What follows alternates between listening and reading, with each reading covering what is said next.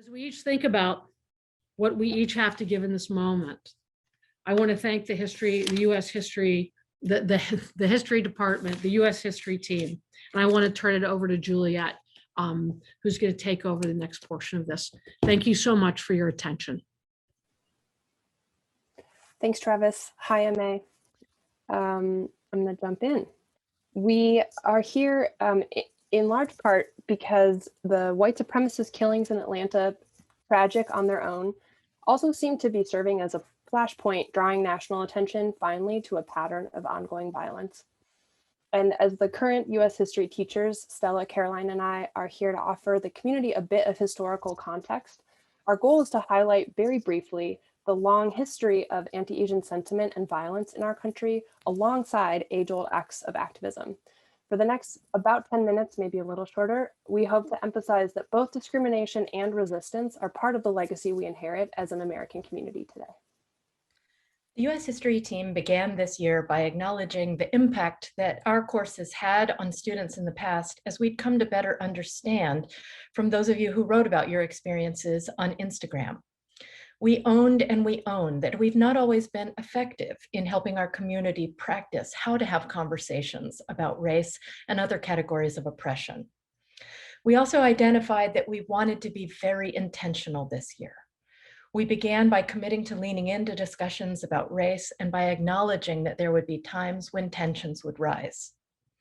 And by planning together for how we would address these issues in service of the greater good. Throughout the year, we have made a point of connecting the present events to our country's past.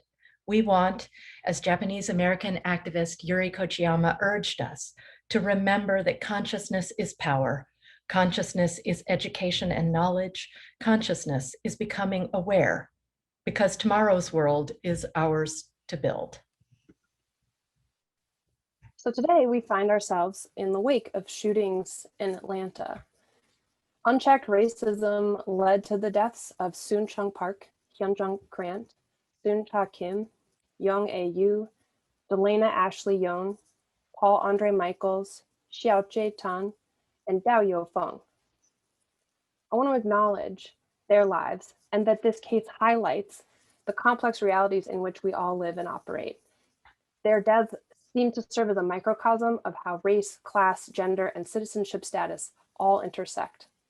And speaking of identities, I will name Caroline and Stella and I are all white identifying teachers. This mini lesson aims to amplify the conversations hosted right after this by two student groups, Asian Student Organization and Rethinking Whiteness. A huge gratitude to the students who had the idea to engage and educate the community in this way. Thank you, Michael, Addie, Rebecca, Sierra, and Sophie. And of course, the conversations can and should continue beyond this morning. We do not have nearly enough time to talk about the whole of the history of anti-Asian sentiment in this country. Instead, our aim in the next 7 minutes is to reinforce the reality that where we are at the present moment is always a product of the past. It didn't just happen. And in the same way, the activism and community building that we're seeing today is not new either.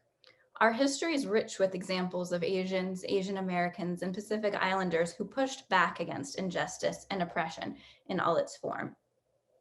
Several among you have explored this history in some detail.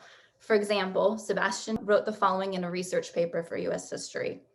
During the 1850s, Chinese immigrants who left their homeland in the early 19th century believed they were coming to a land where hard work would lead to wealth and acceptance, but instead they faced racial discrimination and exorbitant taxation, which prevented them from mixing with the dominant white culture and denied them basic rights and freedoms.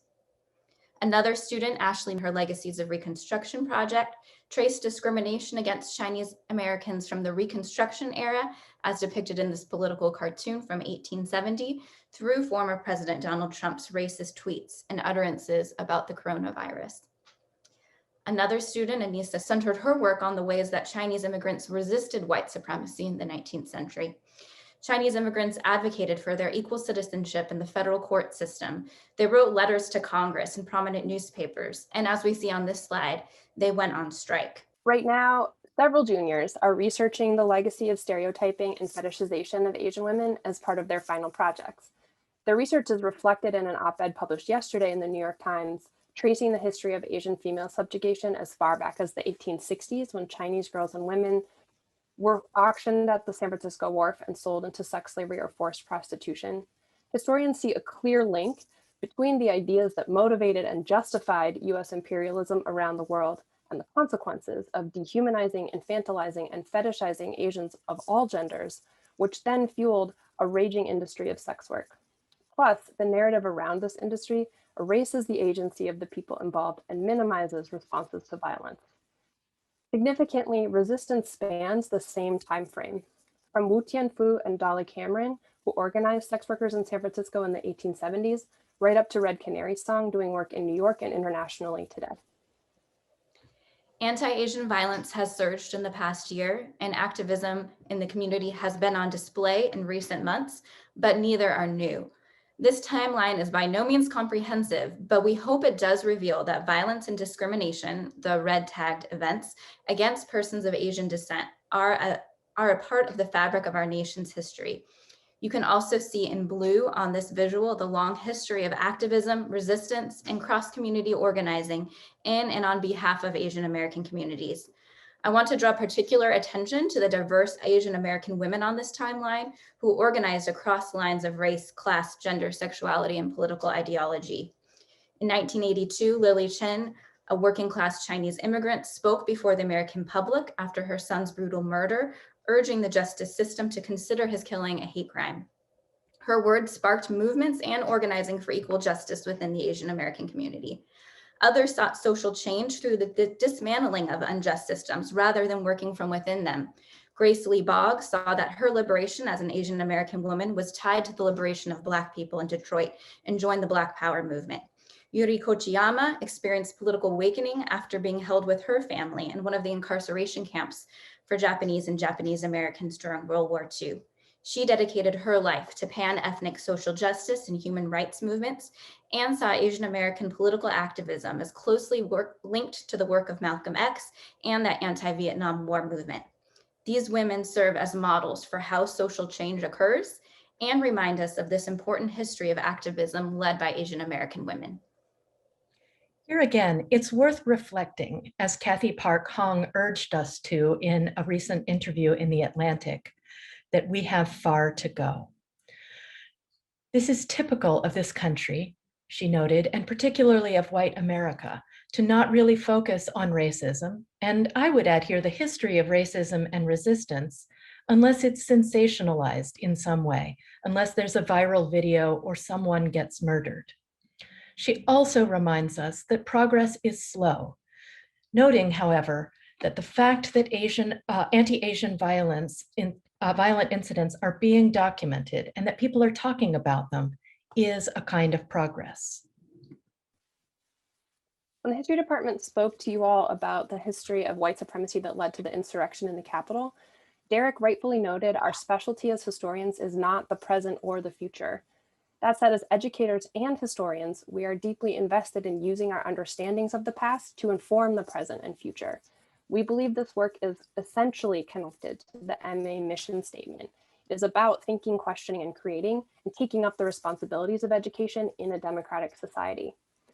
Being anti-racist is about thinking, which is neither glamorous nor showy and is absolutely critical. It's also about questioning and adopting a questioning frame of mind, especially in discussions about identity. And of course, anti-racism is also about creating or doing. We have miles to go as a school, and here are just a few ways that you can get involved. First and foremost, we hope you'll join Rethinking Whiteness in the Asian Student Organization meeting happening just now or in just a few moments to continue discussing and processing. Consider registering for the Asian American Literature class being offered next year. Check out this linked presentation about the stereotype of the model minority. We'll be sharing this deck with the entire community later.